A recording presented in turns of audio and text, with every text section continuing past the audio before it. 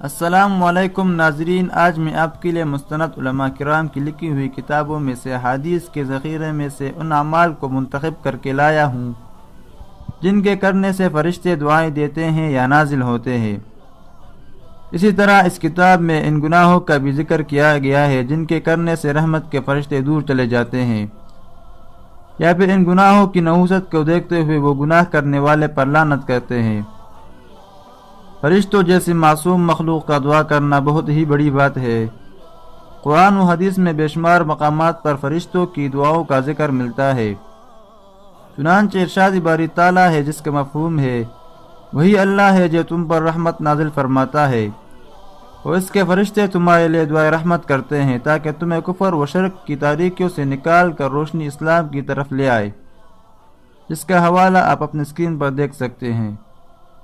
اسی طرح حدیث شریفہ میں ہے کہ نبی کریم صلی اللہ علیہ وسلم حضرت سعد بن عبادہ رضی اللہ عنہ کے ہاں تشریف لائے۔ انہوں نے روٹی اور تیل پیش کیا اور آپ صلی اللہ علیہ وسلم نے تلاوت فرمایا، پھر دعا کی جس کا مفہوم ہے روزہ دار تمہارے ہاں روزہ افطار کرے، نیک لوگ تمہارا کھانا تلاوت کرے اور فرشتے تم پر درود بھیجے۔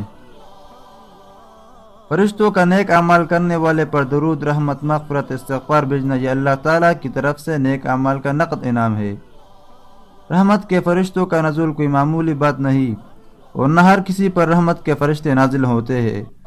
کم و بیش ہمارے مطالعہ کی حد تک 25-30 کے قریب وہ اعمال ہے کہ جن کو اللہ تعالیٰ پسند فرماتے ہوئے اپنے بندے پر رحمت کے فرشتوں کا نزول فرماتے ہیں۔ اللہ تعالیٰ نے یہ اعزاز اپنے ان بندوں کے لیے رکھا ہے جو نیک اعمال اللہ تعالیٰ کی رضا کی کرنے کے لیے کرتے ہیں۔